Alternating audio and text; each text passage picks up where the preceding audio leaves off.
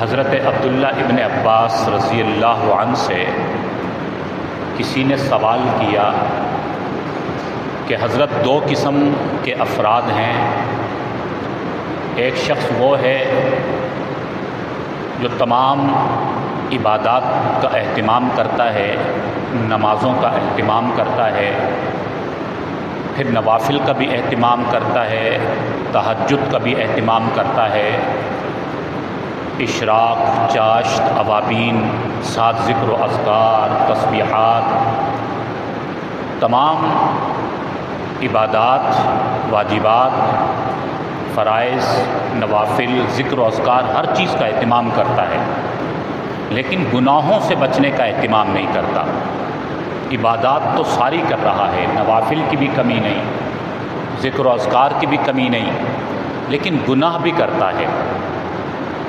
اور دوسرا شخص وہ ہے کہ جو فرائض پورے کرتا ہے، نماز پڑھتا ہے، فرائض، پھر واجبات، اس کے علاوہ نوافل کا اہتمام نہیں ہے، ذکر و اذکار کا خاص اہتمام نہیں ہے، تہجد، اشراق، چاشت، اوابین کا کوئی خاص اہتمام نہیں ہے، لیکن فرائض پورے کرتا ہے، نمازوں کا مکمل پڑھتا ہے، واجبات کو پڑھتا ہے، لیکن نوافل اور دیگر عبادات جو نفلی عبادات ہیں ان کا کوئی خاص اہتمام نہیں، لیکن یہ ہے کہ گناہوں سے بچتا ہے، گناہوں سے بچنے کا اہتمام ہے۔ پہلا شخص ہے جس کی عبادات تو بہت ہیں، ذکر و اذکار بھی ہے، ساری چیزیں ساتھ ہیں،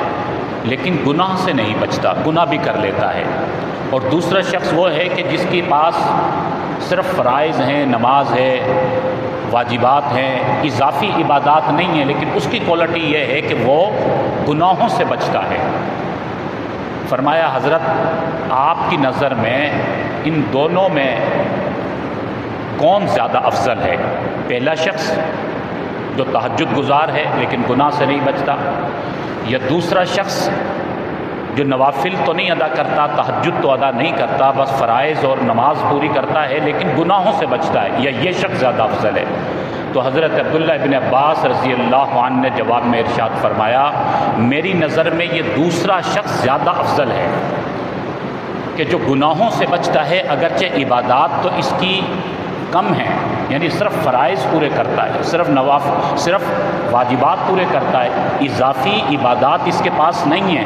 لیکن چونکہ یہ گناہوں سے بچتا ہے اس لیے فرمایا کہ میری نظر میں یہ شخص زیادہ افضل ہے۔ اب ذرا ہم غور کریں کہ گناہوں سے بچنا کتنا ضروری ہے۔ فرمایا کہ پہلا شخص اگرچہ تہجد گزار ہے، اشراق پڑھ کر نکلتا ہے، چاشت بھی پڑھتا ہے، اوابین بھی پڑھتا ہے، ذکر و اذکار بھی کرتا ہے،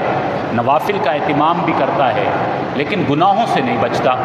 فرمایا یہ شخص خسارے میں ہے، نقصان میں ہے کہ گناہوں سے نہیں بچ رہا۔ دوسرا شخص چونکہ گناہوں سے بچ رہا ہے، نافرمانیوں سے بچ رہا ہے، لیکن عبادات اگرچہ اس کی پوری ہیں، یعنی صرف فرائض، واجبات اضافی نہیں ہیں، لیکن گناہوں سے بچنے کی وجہ سے حضرت عبداللہ ابن عباس رضی اللہ عنہ نے فرمایا کہ میری نظر میں یہ شخص زیادہ افضل ہے۔ تو معلوم یہ ہوا کہ ہمیں گناہوں سے بچنا ہے۔ گناہ ہمارے لیے زہر قاتل ہیں، گناہ ہمارے لیے ہماری عبادات کو ضائع کرنے کا سبب اور ذریعہ ہیں۔ اس لیے قرآن پاک میں اللہ تعالیٰ نے وَذَرُوا ظَاهِرَ الْإِثْمِ وَبَاطِنَهُ فرمایا کہ اپنے آپ کو گناہوں سے بچاؤ، ظاہری گناہوں سے بھی بچاؤ، باطنی گناہوں سے بھی بچاؤ۔ علماء کرام نے اس کی مثال عبادات کی اور ساتھ ساتھ گناہ کرنے کی یوں مثال دی ہے سمجھانے کے لیے کہ ایک شخص ہے جو ماشاءاللہ طاقتور غذا استعمال کرتا ہے،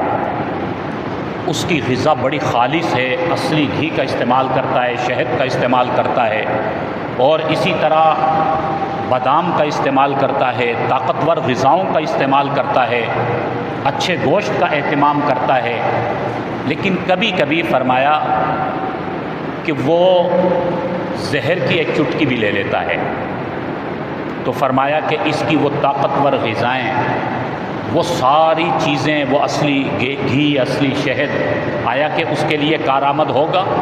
یقیناً نہیں ہوگا۔ ہر انسان کہے گا ٹھیک ہے اس کی غذا بہت اچھی ہے، طاقتور غذائیں کھاتا ہے، لیکن چونکہ زہر سے نہیں بچ رہا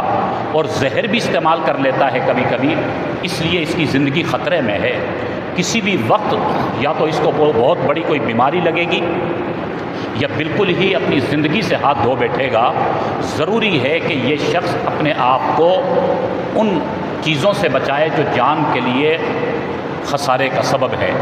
تو فرمایا بالکل اسی طرح یہ جو ہماری عبادات ہیں، یہ عبادات گویا کہ ہماری روحانی غذا ہے، اور جو گناہ ہے وہ ایک زہر ہے۔ جس طرح اچھی اچھی غذائیں استعمال کرنے کے باوجود بھی زہر سے اگر اپنے آپ کو نہیں بچائیں گے تو زندگی خطرے میں پڑ جائے گی اور انسان کسی بھی وقت موت کے منہ میں چلا جائے گا۔ بالکل اسی طرح فرمایا کہ ہم عبادات کا اہتمام کرتے رہیں، خوب بڑھ چڑھ کر نوافل پڑھتے رہیں، تہجد کا بھی اہتمام کرتے رہیں، تو روحانی غذا کا بھرپور ہم اس کا استعمال کریں، لیکن گناہ جو ہمارے لیے زہر کے برابر ہیں، ہم گناہ سے اپنے آپ کو نہیں بچائیں تو فرمایا کہ اس زہر، اس گناہ کے زہر کی وجہ سے یہ انسان اپنی روحانی زندگی سے ہاتھ دھو بیٹھے گا، یہ روحانی موت مر سکتا ہے۔ اور فرمایا کہ اگر ایک انسان ہے جو بہت طاقتور غذائیں تو نہیں کھاتا، اس کے پاس اتنے وسائل نہیں ہیں، اصلی گھی کے خریدنے کی اس کے اندر طاقت نہیں، وہ ضرورت کے بقدر کھانا کھا سکتا ہے، اس کے وسائل ہی اتنے ہیں، لیکن ہر اس مضر چیز سے اپنے آپ کو بچاتا ہے جو انسان کی زندگی کو خطرے میں ڈالے، زہر سے اپنے آپ کو بچاتا ہے اور زہر والی چیزوں سے اپنے آپ کو بچاتا ہے، تو فرمایا باوجود اس کے کہ اس کے پاس کھانے کی اعلیٰ غذائیں نہیں ہیں، طاقتور غذائیں نہیں ہیں، نارمل کھانا کھاتا ہے، لیکن فرمایا اس کی بنسبت اس کی زندگی زیادہ محفوظ ہے، اس سے امید ہے کہ یہ زیادہ دیر زندہ رہے گا، اس کو بیماریاں زیادہ نہیں لگیں گی، یہ توانا رہے گا اور اس کی زندگی کم خطرے میں ہے۔ اس کے پاس تو سب کچھ ہونے کے باوجود زندگی خطرے میں اس لیے کہ وہ مضر اشیاء سے نہیں بچ رہا، زہر آلود اشیاء سے اپنے آپ کو نہیں بچا رہا، زہر اگرچہ کم ہی کیوں نہ ہو اس سے اپنے آپ کو نہیں بچاتا ہے، تو فرمایا اس لیے یہ انسان خطرے میں ہے۔ تو امید ہے بات سمجھ میں آ گئی ہوگی کہ ایک طرف عبادات ہیں اور ایک طرف گناہ ہیں۔ عبادات کا اہتمام کرنا ہے لیکن گناہوں سے بچنا بھی ضروری ہے۔ ہم خوب نمازوں کا اہتمام بھی کریں، ذکر و اذکار کا اہتمام بھی کریں، اور جھوٹ کے گناہ سے نہ بچیں، ہم دھوکے کے گناہ سے نہ بچیں، باہر جا کر ہم کسی کا دل دکھانے کے گناہ سے نہ بچیں، ہم غیبت، چغلی، بغض، عناد، ظلم، ان تمام معاشرتی گناہوں سے اپنے آپ کو اگر نہیں بچائیں گے تو ہماری عبادات اتنی کارآمد نہیں ہوں گی۔ ہماری عبادات، ہماری نمازیں، ہمارے تہجد، ہمارے نوافل، ذکر و اذکار، تلاوت کلام پاک، اس کا نور تب حاصل ہوگا جب ہم زہر سے اپنے آپ کو بچائیں گے، یعنی گناہ سے اپنے آپ کو بچائیں گے، عملی زندگی میں اپنے آپ کو ان تمام چیزوں سے بچائیں گے جن سے اللہ نے منع فرمایا، اللہ کے نبی نے منع فرمایا کہ حرام، یہ منع ہے، یہ منع ہے، ان چیزوں سے، ان حرام چیزوں سے اپنے آپ کو بچائیں گے تو ہماری نماز میں بھی نور آئے گا، ہماری تلاوت میں بھی نور آئے گا، اور ہمارے ذکر و اذکار سے بھی ہمیں حلاوت حاصل ہوگی، فائدہ حاصل ہوگا۔ تو میرے بھائیوں، گناہوں سے بچنا ضروری ہے، عبادات کے ساتھ ساتھ گناہوں سے بچنا ضروری اور اشد ہے۔ علماء اکرام نے فرمایا کہ یہ جو گناہ ہوتے ہیں یہ ہمارے لیے آگ کی مانند ہیں۔ بعض دفعہ شیطان یہ بات دل میں ڈالتا ہے کہ یہ تو معمولی سا گناہ ہے، یہ تو چھوٹا سا گناہ ہے، یہ کوئی اتنی بڑی بات نہیں ہے۔ فرمایا گناہ چاہے صغیرہ ہو یا کبیرہ ہو، گناہ گناہ ہے، چھوٹا گناہ ہو یا بڑا گناہ ہو، وہ گناہ گناہ ہے۔ تھوڑا سا معمولی سا زہر ہو یا زیادہ زہر ہو، زہر زہر ہے، معمولی سا زہر بھی انسان کی زندگی کو خطرے میں ڈال سکتا ہے، زیادہ تو خطرے میں ڈالتا ہی ہے۔ تو معمولی سا زہر سمجھ کر آدمی اس سے نہ بچے، یقیناً کوئی عقل مندی نہیں ہے۔ تو چھوٹا گناہ سمجھ کر ہم اس کو کر بیٹھیں کہ یہ چھوٹا سا تو گناہ ہے، صغیرہ گناہ ہے، شیطان یہ دل میں بات ڈالتا ہے، تو یہ کوئی عقل مندی نہیں ہے۔ وہ چھوٹا گناہ ہی ہمارے لیے ہماری روحانی موت کا سبب بن سکتا ہے۔ اس کی مثال علماء اکرام نے لکھی کہ چھوٹے گناہ کی مثال ایک چھوٹی چنگاری کی ہے اور بڑے گناہ کی مثال ایک انگارے کی ہے۔ فرمایا کہ اگر کسی کے گھر میں چھوٹی سی چنگاری کہیں سے آ کر گر جائے اور وہ یہ سوچ کر کہ یہ چھوٹی سی تو چنگاری ہے، کوئی مسئلہ نہیں ہے، اس کو چھوڑ دے، نظر انداز کر دے تو ہوگا کیا کہ وہ چھوٹی سی چنگاری آہستہ آہستہ کسی نہ کسی چیز کو لگے گی، وہ چھوٹی چنگاری سے پھر بڑا انگارہ بنے گی۔ وہی چھوٹی سی چنگاری اگر کسی بستر کے حصے کو لگ گئی یا لکڑی کو لگ گئی یا کسی بھی ایسی چیز کو لگ گئی تو وہ چھوٹی سی چنگاری کا نتیجہ پھر کیا نکلے گا کہ آہستہ آہستہ وہ چھوٹی سی چنگاری بڑھے گی، انگارہ بنے گی اور پھر خدا نخواستہ پورے گھر کو یا پورے کمرے کو جلا کر خاک کر دے گی۔ تو چھوٹی چنگاری کو بھی نہیں چھوڑا جا سکتا، چھوٹی چنگاری بھی انسان کے لیے نقصان دہ ہے۔ اسی طرح فرمایا کہ چھوٹا گناہ جو ہم کرتے ہیں، جس کو صغیرہ گناہ سمجھ کر ہم نظر انداز کر دیتے ہیں، یہ چھوٹی چنگاری ہے۔ اگر ہم اس چھوٹے گناہ سے بھی اپنے آپ کو نہیں بچائیں گے کہ صغیرہ معمولی سا تو گناہ ہے، اللہ درگزر فرما دیں گے اور ہم چھوٹے گناہوں کے عادی بن جائیں گے اور چھوٹے گناہوں سے بچیں گے نہیں، توبہ نہیں کریں گے تو آہستہ آہستہ یہ چھوٹا گناہ پھر بڑا گناہ بن جائے گا،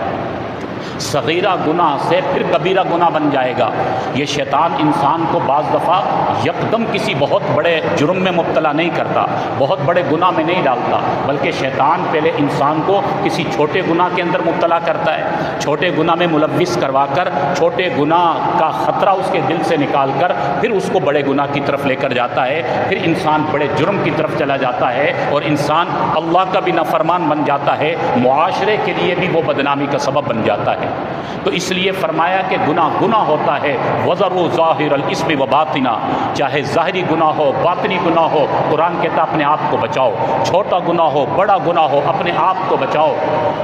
جو انسان گناہوں سے بچتا ہے وہ انسان پاک و صاف رہ کر اللہ کے قریب ہو جاتا ہے، اس کا دل صاف و شفاف رہتا ہے اور وہ تقوی کے قریب ہوتا چلا جاتا ہے۔ تقوی کہتے ہی اس کو ہے کہ اپنے آپ کو ہر قسم کے گناہوں سے بچانا، ہر قسم کے گناہوں سے محفوظ رکھنا، تقوی اسے ہی کہا جاتا ہے۔ تو اس لیے میرے بھائیوں، عرض کرنے کا مقصد یہ ہے کہ جو حضرت عبداللہ ابن عباس رضی اللہ عنہ نے بات سمجھائی کہ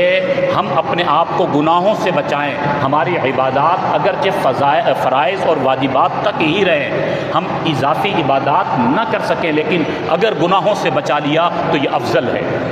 عبادات تو بہت زیادہ کرتے رہیں، ذکر و اذکار بھی کرتے رہیں، نوافل بھی پڑھتے رہیں، لیکن گناہوں سے اگر اپنے آپ کو نہیں بچائیں گے تو ہمارے لیے یہ خسارے کی اور نقصان کی بات ہے۔ یا ایھا الذین آمنوا قوا انفسکم واہلیکم نارا، لہٰذا فرمایا اپنے آپ کو بھی گناہوں سے بچاؤ، جن گناہوں کے نتیجے میں انسان جہنم کی آگ کی طرف جاتا ہے، واہلیکم نارا، اس جہنم کی آگ سے فرمایا اپنے اہل و عیال کو بھی بچاؤ، اپنے بچوں کو بھی بچاؤ، سب کی فکر کرو۔ لہٰذا ہمیں اپنی بھی فکر کرنی ہے کہ ہم معاشرے میں گناہ گار نہ رہیں، اللہ کے نافرمان بن کر نہ رہیں، اور اپنے گھر والوں کی بھی فکر کریں۔